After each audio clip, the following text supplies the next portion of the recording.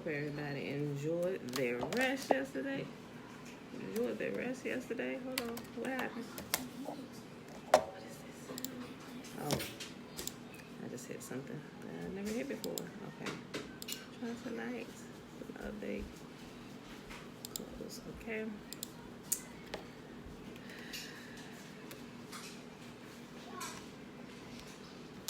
Alright, y'all. Tiffany, hey girl, hey.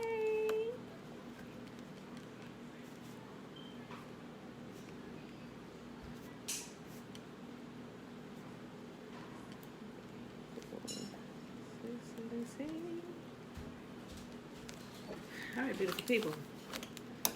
Today it is Thursday, September the 17th, 2020, and we are reading Job 31, 32, and 33, day 254 of year 2, day 617. Alright, y'all, let me put this in here.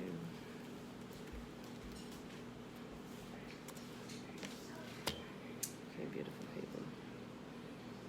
So let's go ahead and get started. Job 31. Job's final protest of innocence. I made a covenant with my eyes not to look with lust at a young woman. For what has Yah chosen for us? For what has Yah above chosen for us? What is our inheritance from the Almighty on high? Isn't it calamity for the wicked and misfortune for those who do evil? Doesn't he see everything I do and every step I take?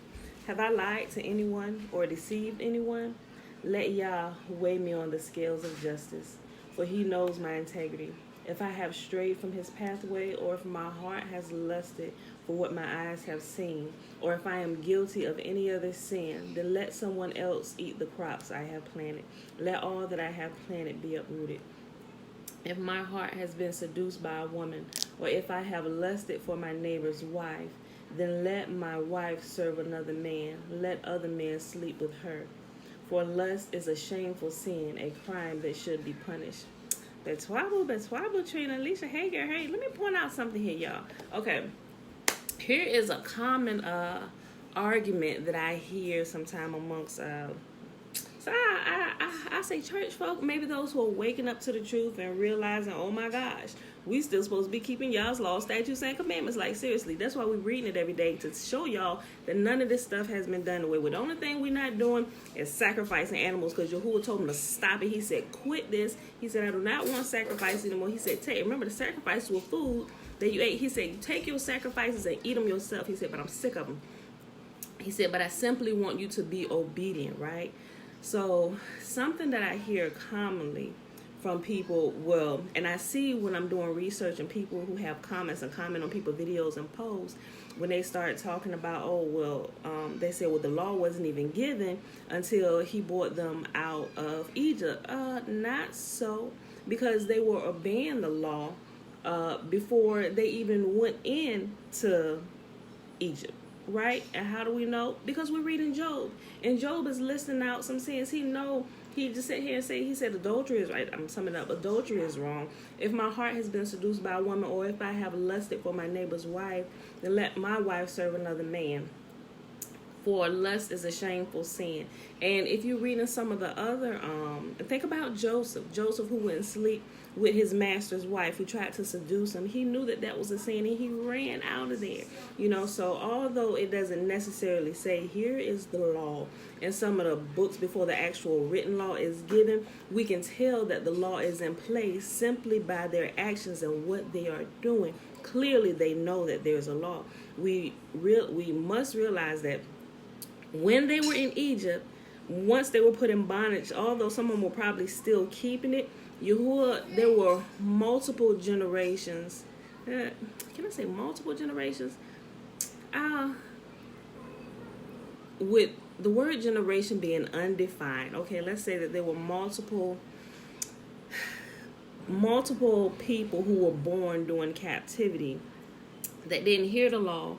They didn't know the law because they were so busy serving Pharaoh, and he was a hard taskmaster.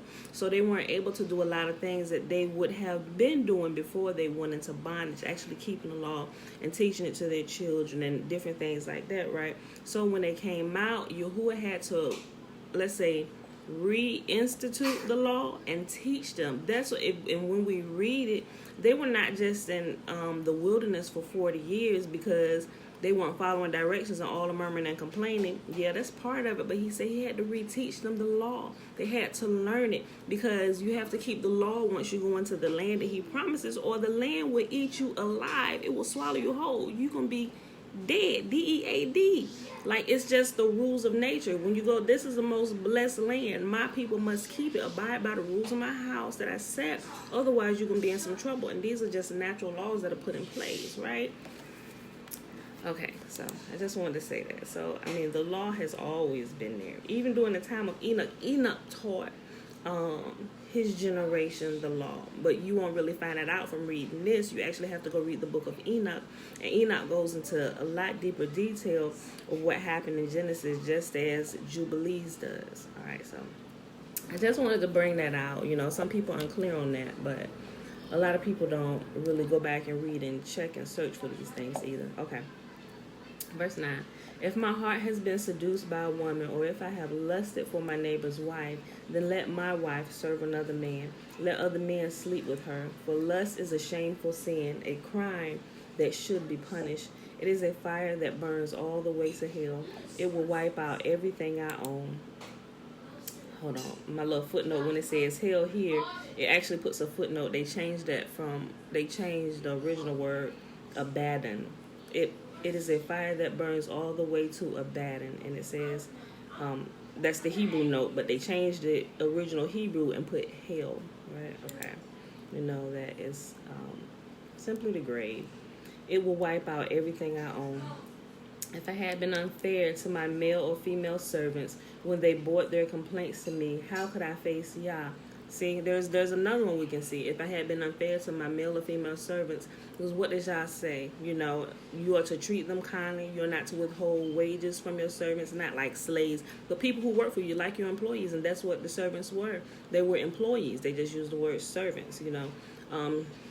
He said he would have a problem with Yah. We clearly know that's one of the laws. He said, do not withhold wages, this, and that. But also, even if your servant or your employee wasn't of your own people and they were of another nation, a stranger or sojourner among you, we were to treat them fairly as well. You can see the law in all of what you read in a lot of what Job said, that he was keeping it, right? Okay. If I have been unfair to my male or female servants when they brought their complaints to me, how could I face Yah? What could I say when he questioned me? For Yah created both me and my servants. He created us both in the womb. Have I refused to help the poor, or have I crushed the hopes of widows? Remember, the widows, the childless, orphans, the poor, Yahuwah, and everything that he sets up for his people. Even when you can see when Esther, in the book of Esther, was it Esther? No, I'm sorry, not Esther.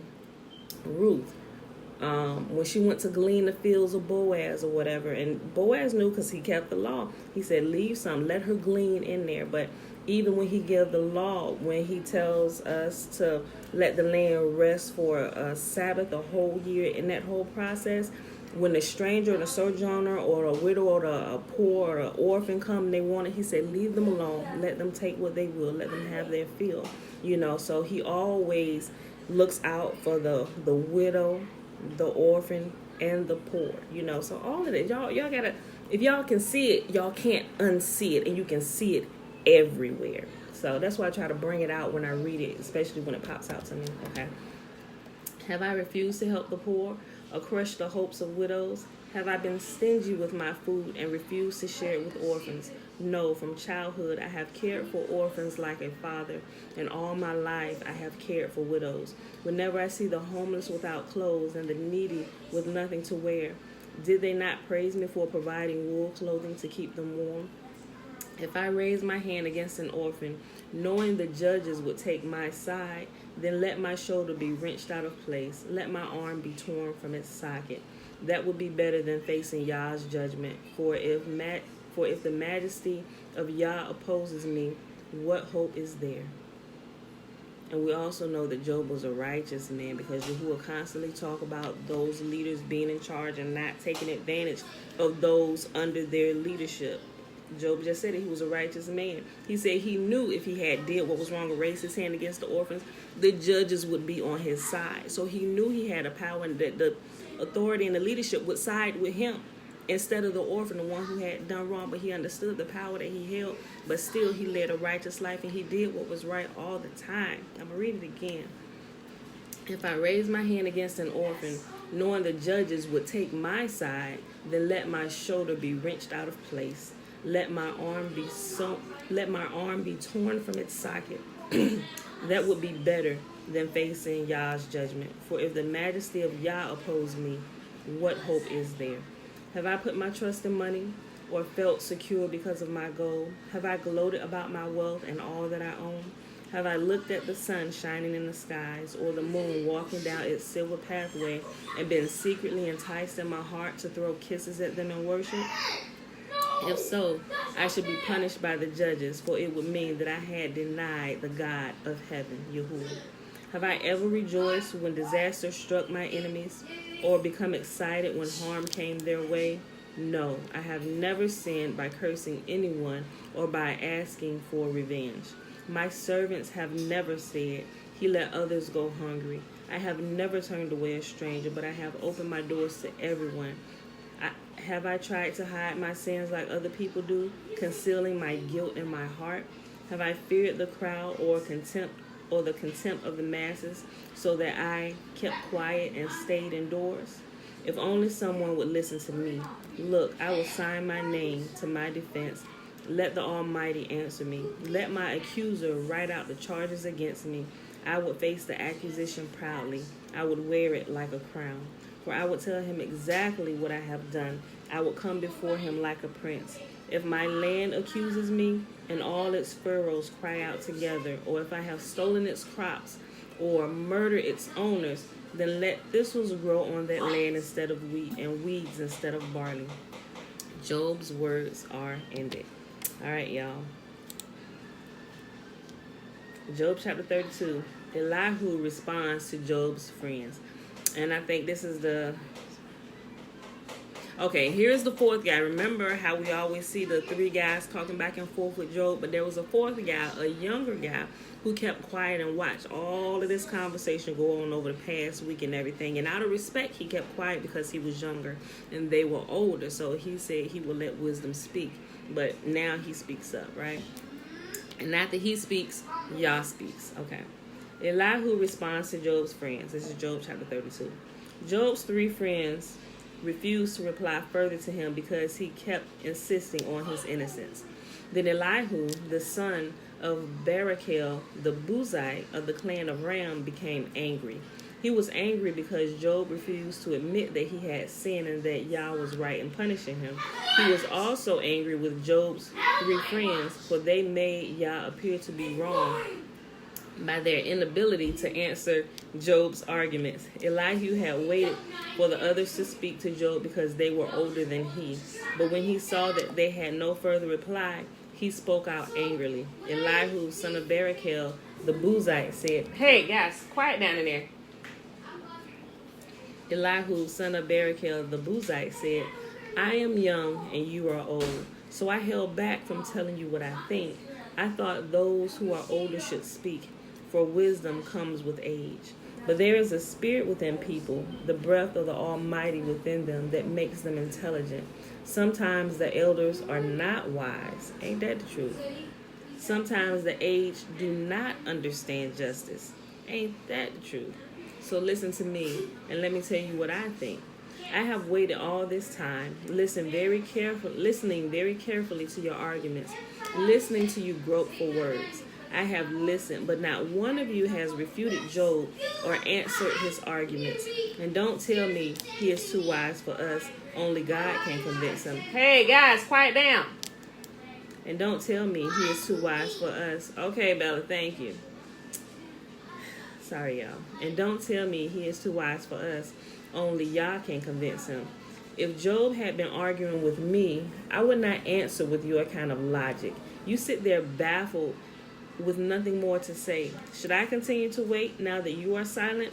Must I also remain silent? No, I will say my piece. I will speak my mind. For I am full, pent up For I am full of pent-up words, and the spirit within me urges me on. I am like a cask of wine without a vent, like a new wineskin ready to burst. I must speak to find relief. So let me give my answers. I won't play favorites or try to flatter anyone. For if I tried flattery, my Creator would soon destroy me. Last chapter for the day, y'all. Job chapter 33. Elihu presents his case against Job. Listen to my words, Job. Pay attention to what I have to say. Now that I have begun to speak, let me continue. I speak with all sincerity. I speak the truth. For the Spirit of Yah has made me, and the breath of the Almighty gives me life. Answer me if you can.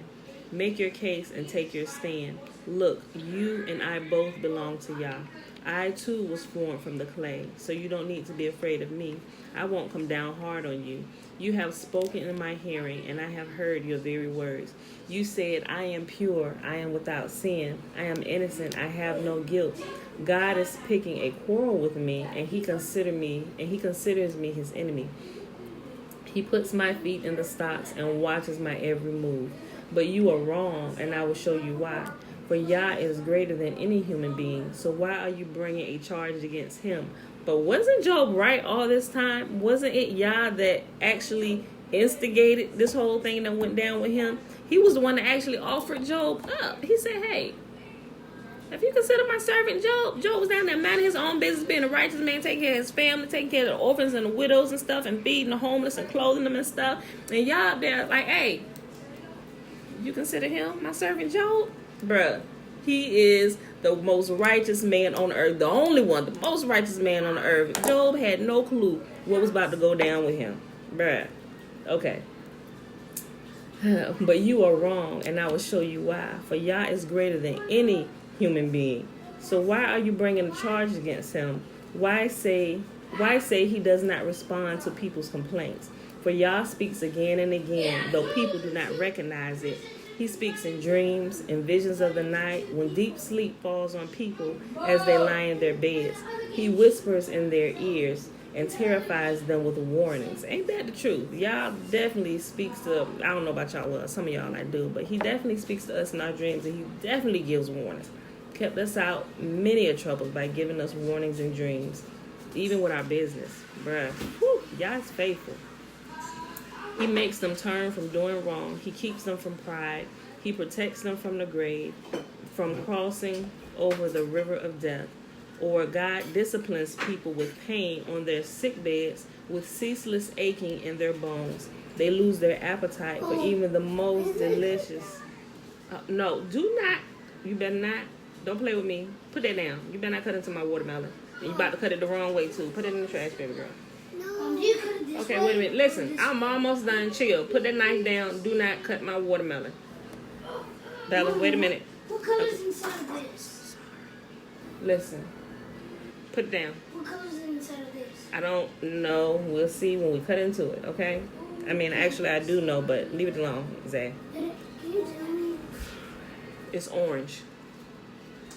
Not the watermelon, y'all. He picked up the honeydew and asked what color was on the inside of it. Okay.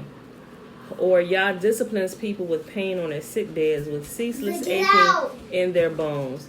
They lose their appetite for even the most delicious food. Bella, how about you go in the bathroom and do that? Go in the bathroom and put that on. Hey. Go in the bathroom and do that. Okay, thank you.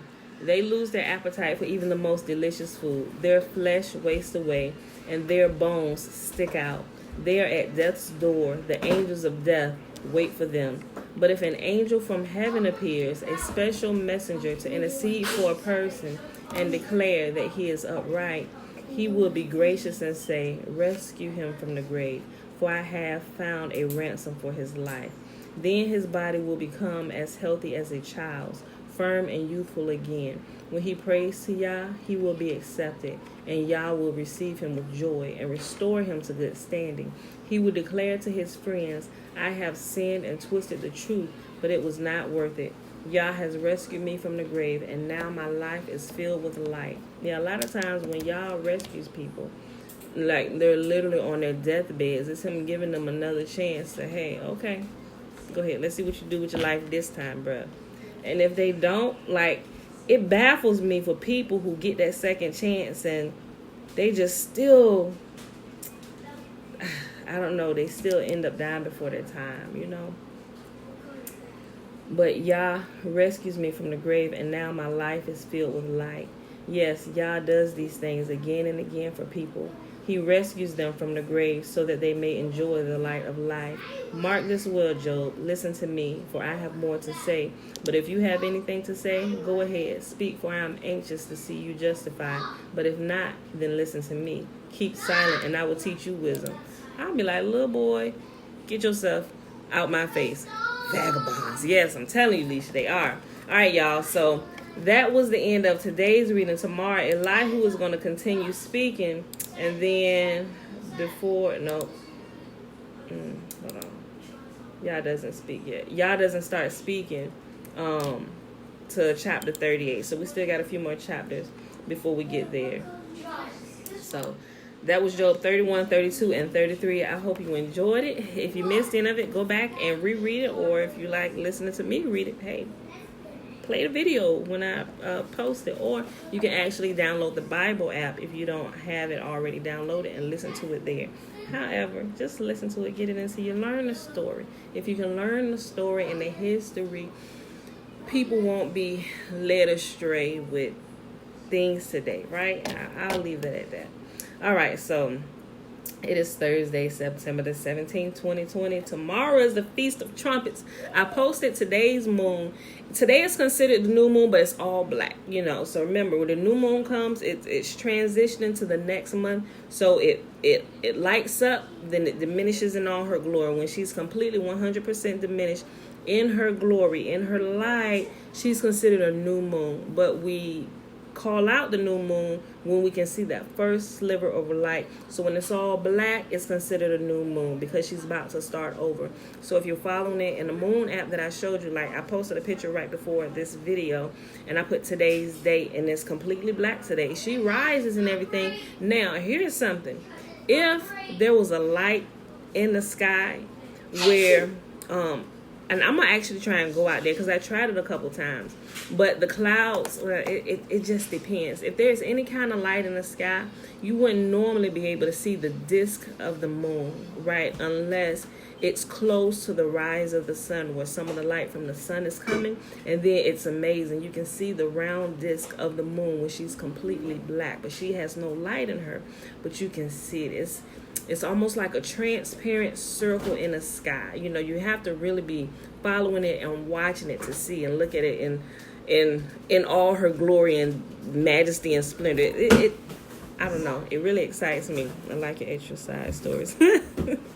I know I be getting a lot on too, don't I? Okay, so I just be trying to show people like, I got this thing. I know that there are a lot of good ministries out there and people that have been teaching this for years, and they're like, girl, you just ain't nobody listening to you. But I'm like, well, I almost kind of seem like this guy's like, I let the older people speak because y'all age wisdom should speak. But as I've been out here and I've been reading the scripture and following, actually going out here looking, what I realize is that although people can lie to us and they can do videos and teachings and they can do these awesome teachings where it make you feel good all down, like my sister said, all down in your sha-na-na, you know, but it's like you cannot, like, you can't play with nature, right? And so that's why Yah puts like signs and stuff in the sky, because we should be able to tell what's going on. He told us what to look for, even in nature, even when we know when the first month is coming. He said this what, if you also read in Enoch, this is what will be happening in nature around this time, so we can get a hold on exactly where we're at in time.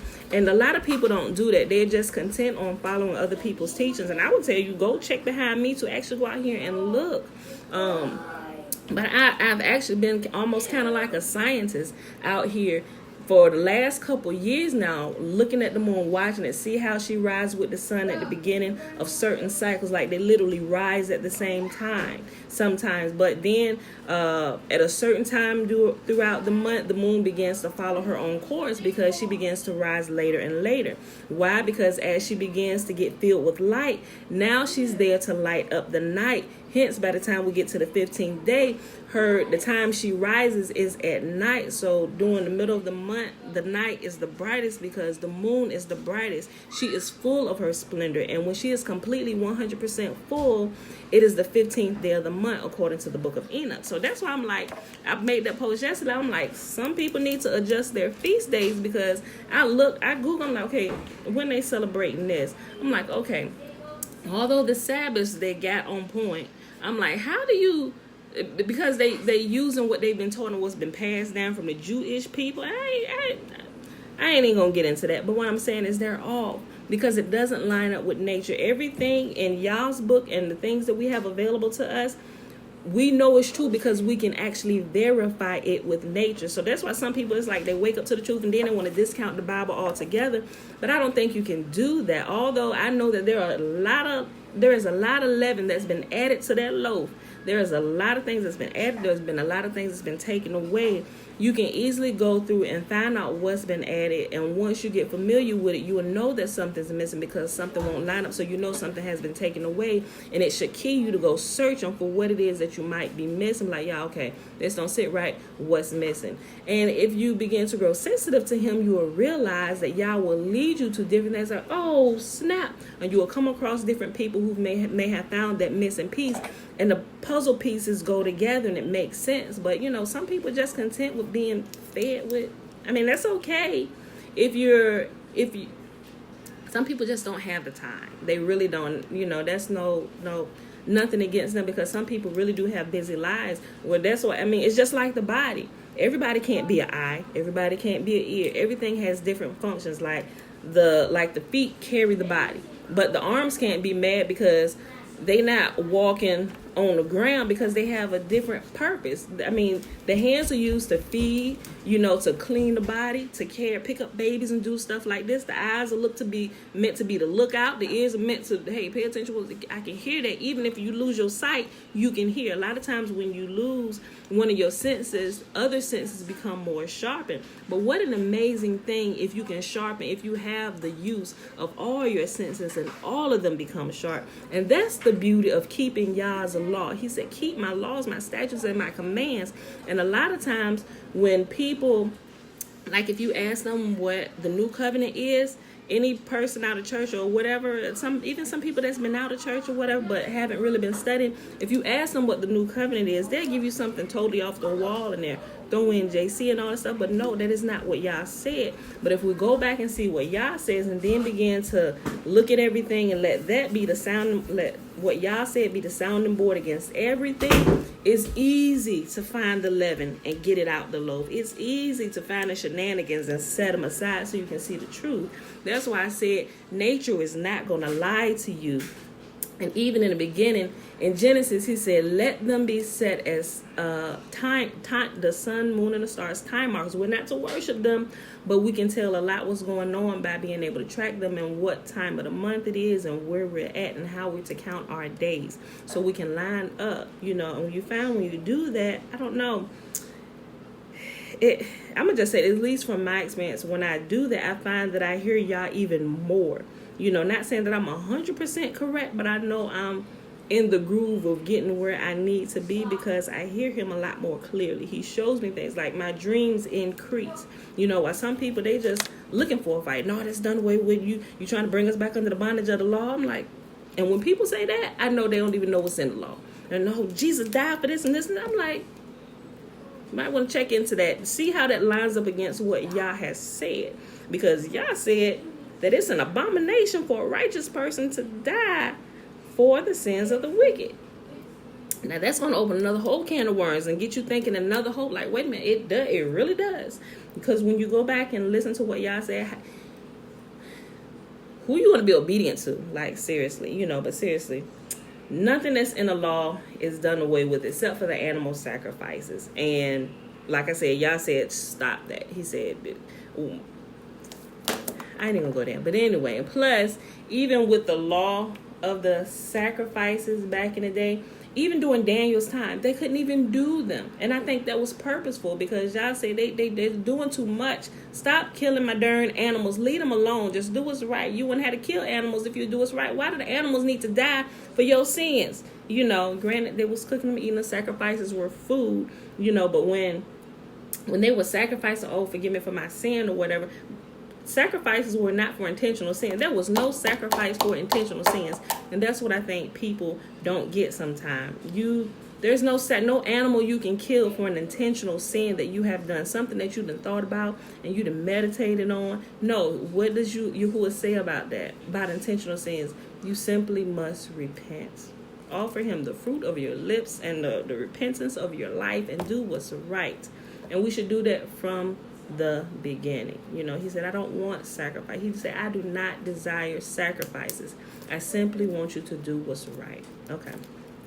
All right, y'all. So that's that. And I actually got started saying all that because I was telling y'all Feast of Trumpets is tomorrow. And I posted a little moon clip today before this video to show how it shows the moon completely black. But tomorrow, when she rises, she will be at the first light sliver where you can see, because if we had lookouts for the new moon, right? So there were people who were standing watches to look out for the new moon. I mean, your household, if you know, your household hood, but the different communities, everybody was looking for the new moon, so that's how you count the days.